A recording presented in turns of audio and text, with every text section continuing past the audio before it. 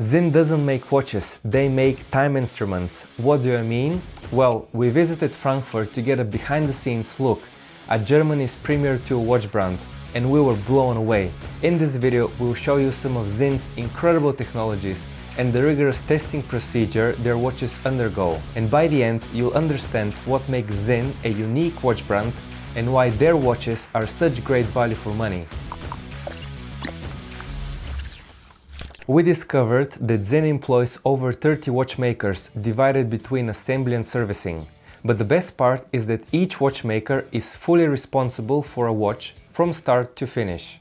Sinn rejects the assembly line approach in favor of traditional watchmaking, where each watchmaker is fully invested in the timepiece they're working on.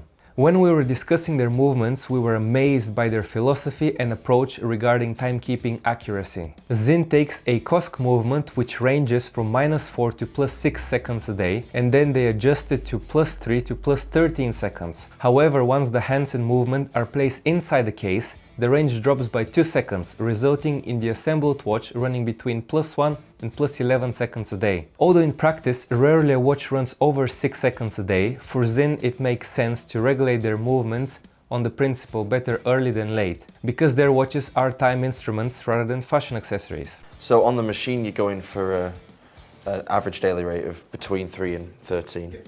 Yeah, the range is the same, but it's better to be early or in time than to be too late, you know? I agree. Yeah.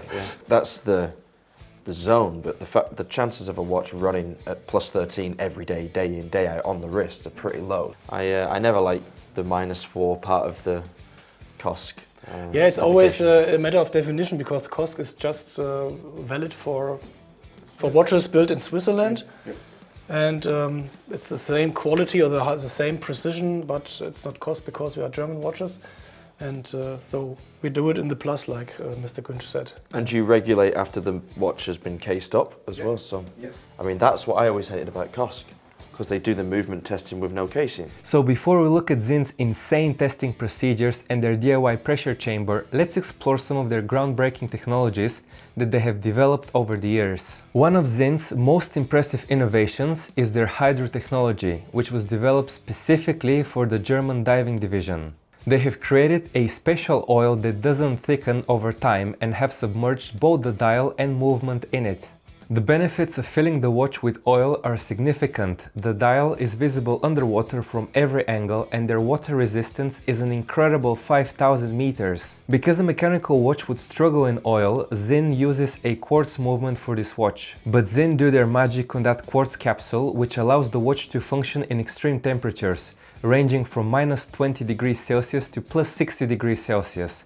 Unlike other quartz watches that stop working at -5 or -10 degrees Celsius. Additionally, Sinn uses a 3-volt battery instead of the standard 1.5 volts, promising a 5-year battery life. One challenge with oil-filled watches is that the oil expands and contracts with temperature changes, and Sinn have addressed this by designing a caseback with a membrane that allows the watch to breathe. They also eliminate air bubbles by filling the watch with oil very slowly, a process that takes about 2 hours. We saw a demo with one of their older machines, but nowadays they have a machine that can fill up to 50 watches at the same time. The Hydro range is the only collection of watches that need to be serviced by Sinn due to the special oil and oil filling procedure, which requires a very thorough cleaning process before the watch is refilled. We also learn about Sinn's AR dehumidifying technology, designed to slow down the aging process inside the watch by keeping moisture out. This technology includes 3 components: a drying capsule that absorbs moisture,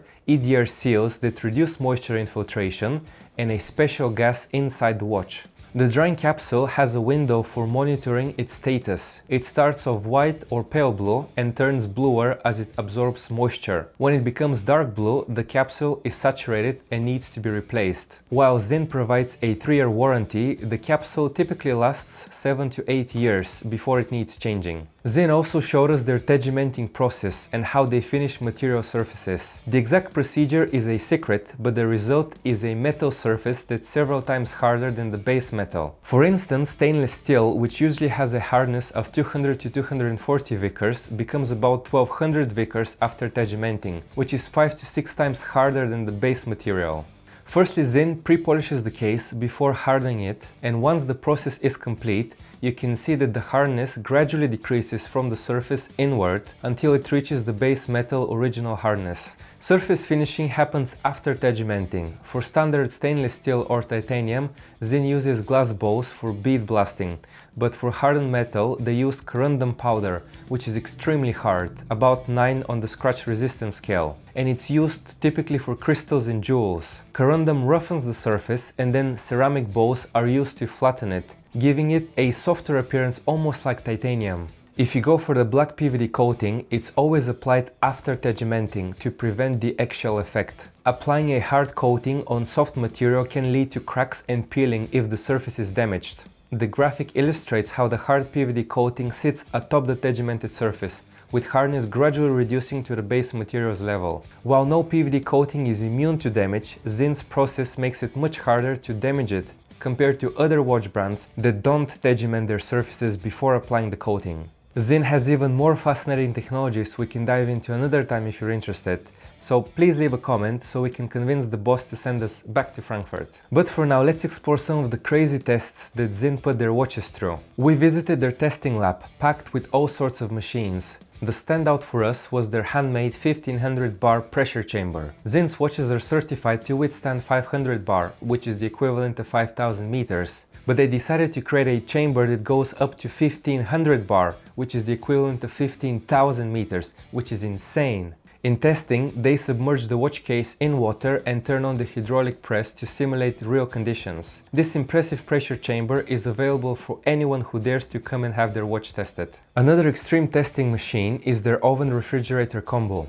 Sinn have developed a temperature-resistant technology that ensures their watches function well between -45 to +80 degrees Celsius. They place a watch in the machine for 24 hours, then run cycles of cooling and heating to check if the oil maintains consistency and the hands made of both metal and lume don't interfere with each other. Sinn are targeting both polar explorers and volcano researchers with this technology, but if you're like me, an office dweller, you can still brag to your colleagues about how tough your watch is. In fact, I'm wearing the Sinn U50 on black and red WatchGecko Ridge watch strap.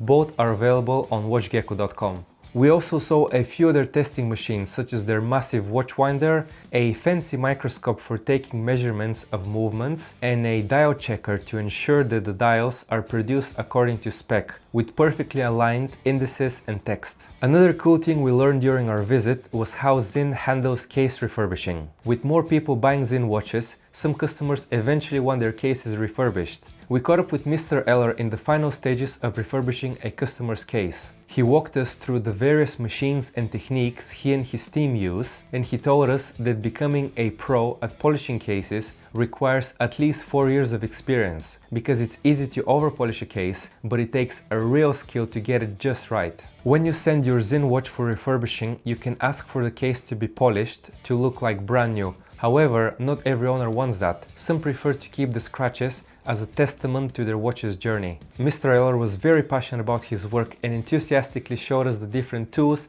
and polishing compounds, and explained how each metal type requires a different polishing approach. There were plenty of before and after photos of refurbished watches, showcasing how a watch that's 20-30 years or even older can be restored to its original glory. So here at WatchGecko you can probably see that we love Sinn so much that we stock their watches. Visiting their HQ in Frankfurt and meeting some of the watchmakers made us appreciate Sinn even more. They're known for offering great value for money, but seeing firsthand the effort and passion the team puts into each timepiece really drives it home. If you haven't seen our other Sinn videos, we'll have links in the description, and if you fancy getting yourself a Sinn watch, visit our website. Anyway, see you in the next video.